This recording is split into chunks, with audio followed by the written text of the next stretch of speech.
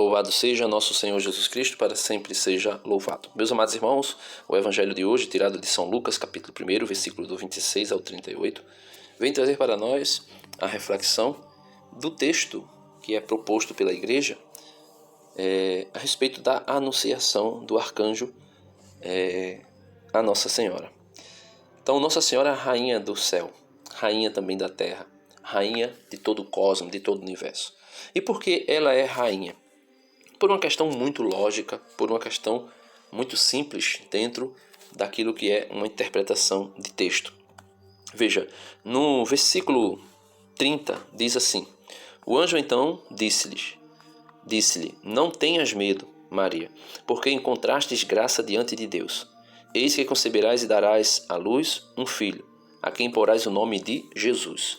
Então, a Santíssima Virgem Maria iria gerar o Filho de Deus, e esse filho, ao nascer, deveria receber o nome de Jesus. E quem seria esse menino? Quem seria esse tal Jesus, filho de Maria? Ele será grande, será chamado Filho do Altíssimo, e o Senhor Deus lhe dará o trono de quem? Do seu pai Davi. Veja, ele será grande, será chamado Filho do Altíssimo, e o Senhor Deus lhe dará o trono de seu pai Davi.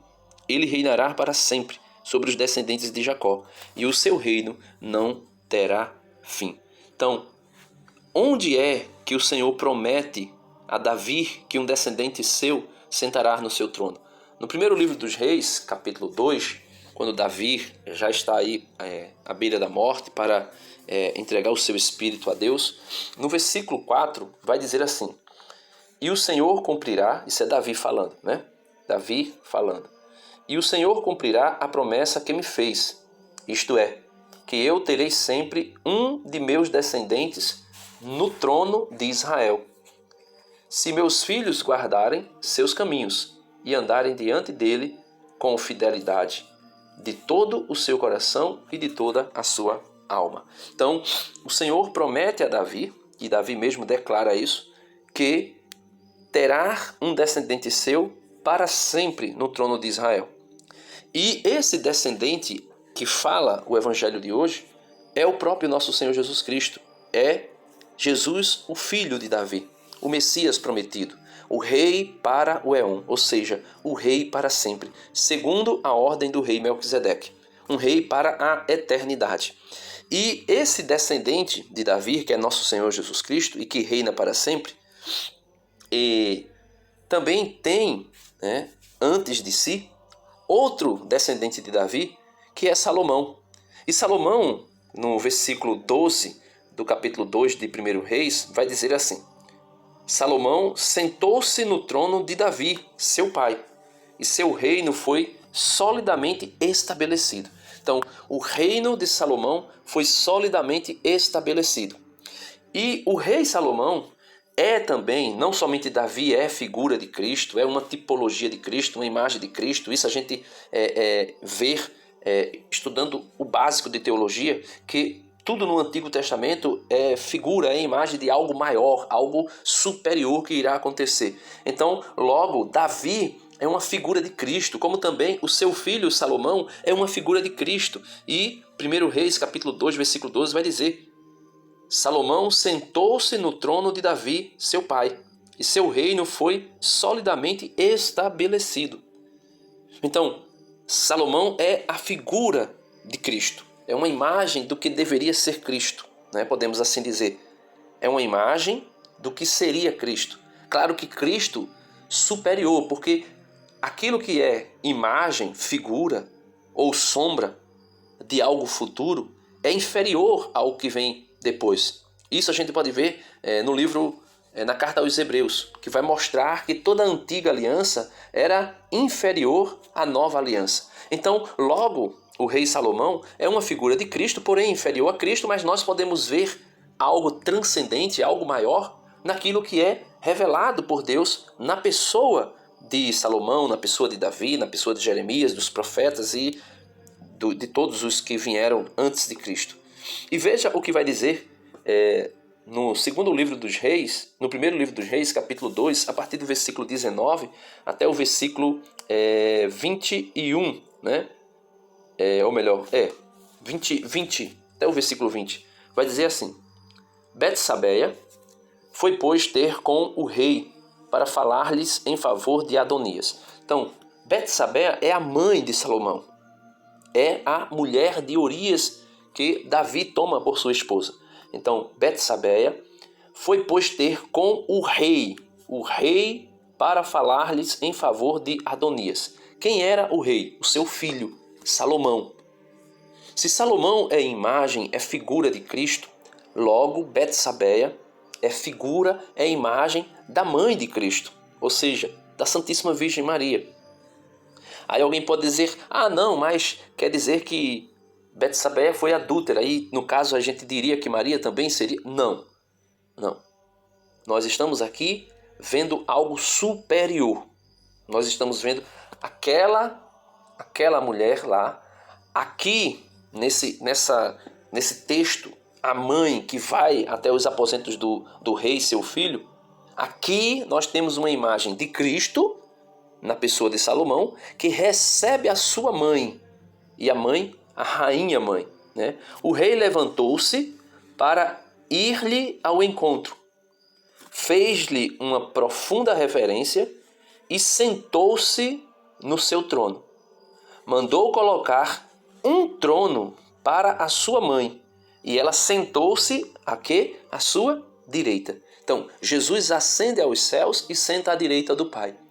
E Jesus, ontem, domingo, nós celebramos aqui no Brasil a Assunção de Nossa Senhora. Então, Nossa Senhora assunta aos céus pelo poder de Cristo, que está sentado à direita do Pai, coloca agora um trono à sua direita, para que a sua mãe, a rainha mãe, sente à sua direita.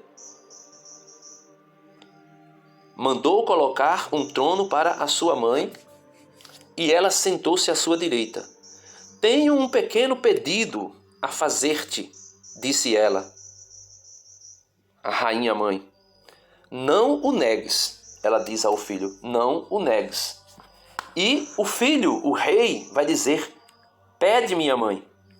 Respondeu o rei, porque nada te recusarei. Veja, pede, minha mãe. Respondeu o rei, porque nada te recusarei. Por isso nós dizemos que Maria é onisciência, ou melhor, onipotência suplicante. Porque tudo que ela pede está tão conforme com a vontade do seu filho Jesus, que ele diz, pede, minha mãe. Respondeu o rei, filho de Davi, descendente de Davi, porque nada te recusarei. E no versículo 24 vai dizer o seguinte, pela vida de Deus, que me estabeleceu solidamente no trono de Davi. Veja, Deus Pai recebe o Filho e o senta no trono à sua direita. Estabelece como rei para sempre. Vai dizer que o autor São Paulo vai dizer na carta aos Coríntios que o Senhor porá todos os teus inimigos debaixo dos teus pés. E debaixo dos seus pés, falando de Cristo. E ele reinará até que todos os seus inimigos estejam debaixo dos seus pés. Isso não significa dizer que depois que os inimigos estiverem debaixo do teu pé, ele vai deixar de reinar, ou seja, ele vai reinar para sempre.